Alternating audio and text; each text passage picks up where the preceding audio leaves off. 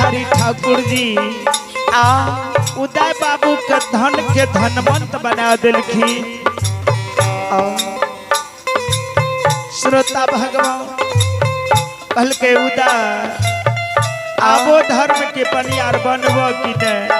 कल के भगवान आयो भूमि या भूमि के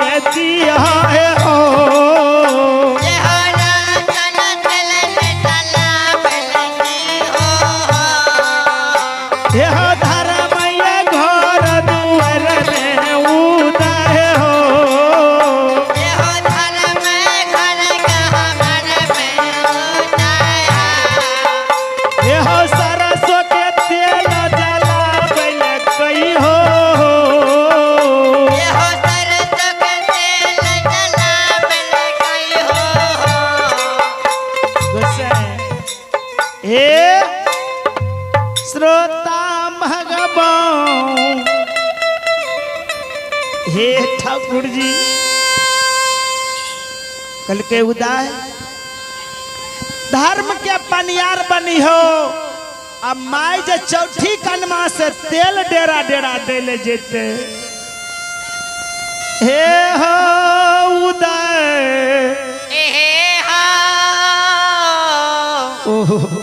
बाबा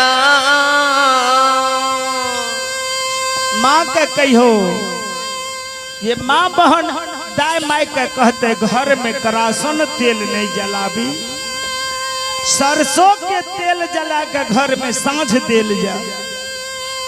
गोसाई बाबा श्रोता बंधु उदय के धन के धनवंत बने पनियार बने लिखी। हे देखियो ए पनियार जी के परिचय है नुनुलाल जी। श्रोता भगवान लीलाधारी ठाकुर जी दुनिया में लीला रचलखी। हे यो माया हे हो माया केरी माया हो रूपी। हे यो बाबू छिए कालिदास जिया हो ननुलाल जी। अपन माया करे छन धर्मराज बाबा कैलखिन बाबा विस्तार। बोलो भैया राम राम। बाबूजी परिचय दे पनियार जी ध्यान से सुनबे। हे यो खेलत हे यो खेलत रही न धूपत रही रोपत रही न धान। बालापन में विचारत रही बालापन में विचारत रही गए भगत तो हरि नाम। बोलो भैया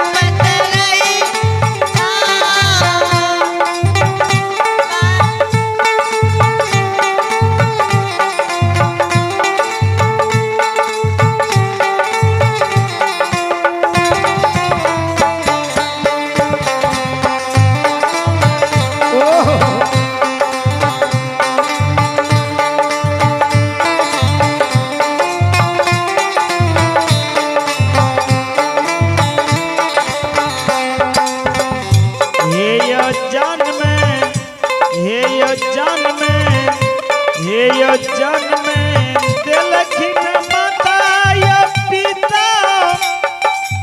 श्रोता बंधु हे यो जन्म में दिलखिन माता या पिताजी कर्म दिलखिन भगवान।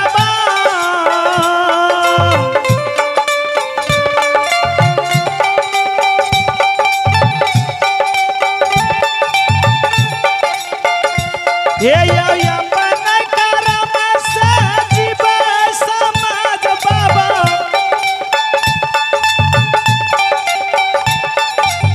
दुनिया या शान सहार बोलो भैया राम राम हो भाई। बाबा समीर मैया जग में कोई ने।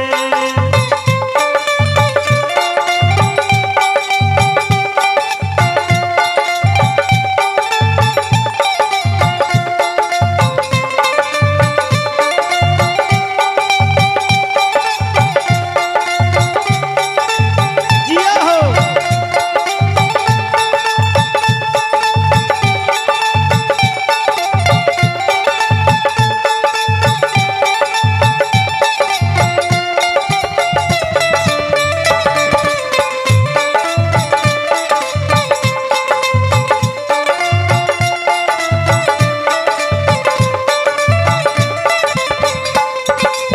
बाबूजी परिचय लिए पनियार जी के ये सब चिन्ह छै तो कहबे करते जे मुकना के छिए। हे यो थाना हे हो थाना हे यो थाना बिहरा जिला सहरसा। हे यो रखिया पंचायत ग्राम।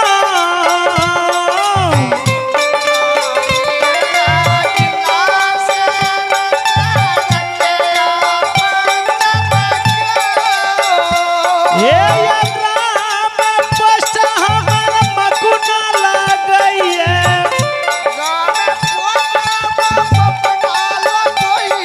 बहादुर पासवान नाम बोलो भैया राम राम राम सीताराम।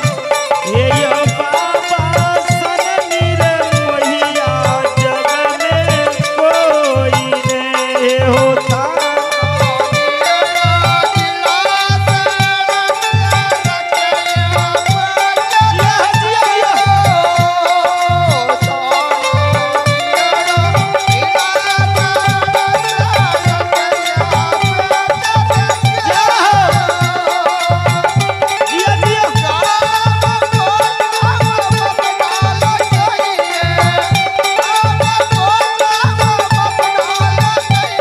बहादुर बसियार नाम बोलो भैया राम राम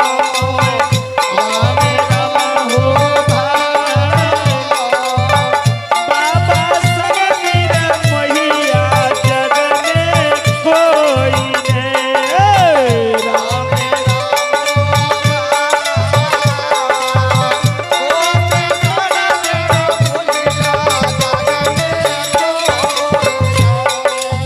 हे श्रोता भगवान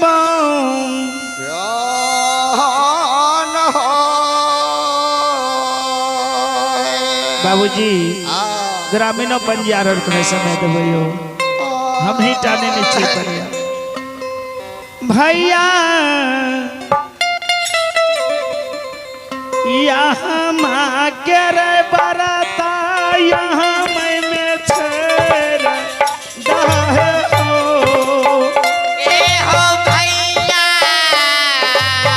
बोलो बोलो ओहो।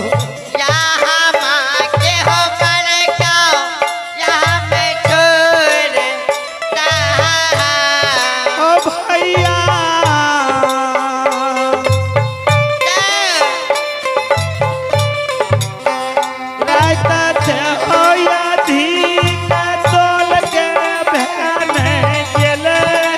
ओ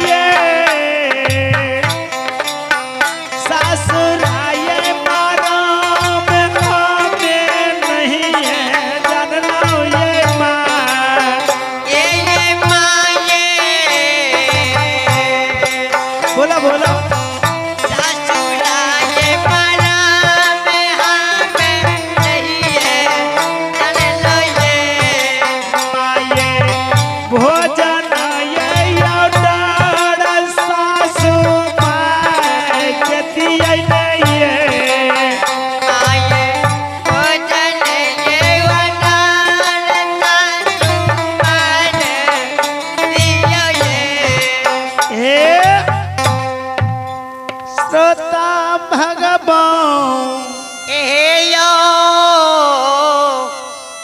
श्रोता भगवान। आइए अपने श्रद्धालु सत्तो बाबू सबके कमल सबके अहाँ के चरण में नमन ये एक बार नहीं 100 बार नहीं हजारों बार अहाँ मन से आशीर्वाद दियो बेंजो मास्टर के ये बापो से भी रहे बेटा भगवान ई लीलाधारी ठाकुर जी एयो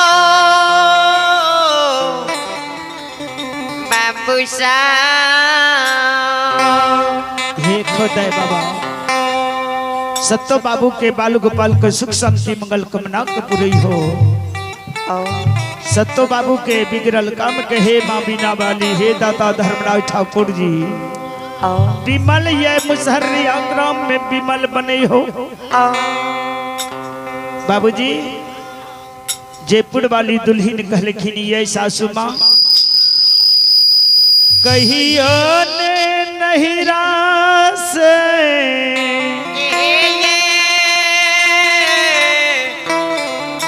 सासू माँ ससुरा ये लिए आ ससुरा के मरम सासू माँ हम नहीं जाने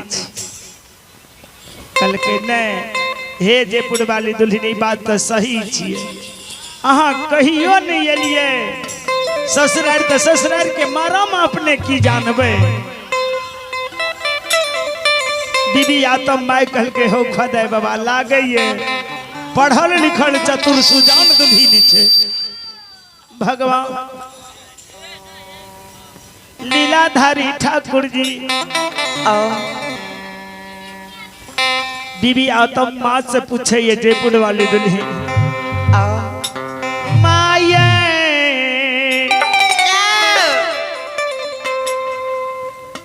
कौन भरोसे ये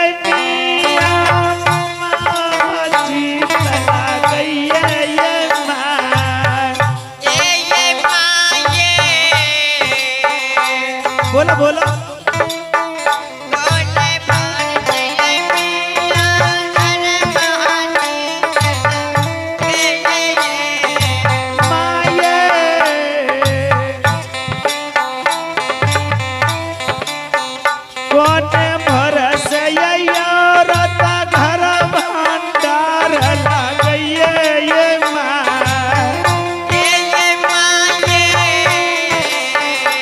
बोला बोला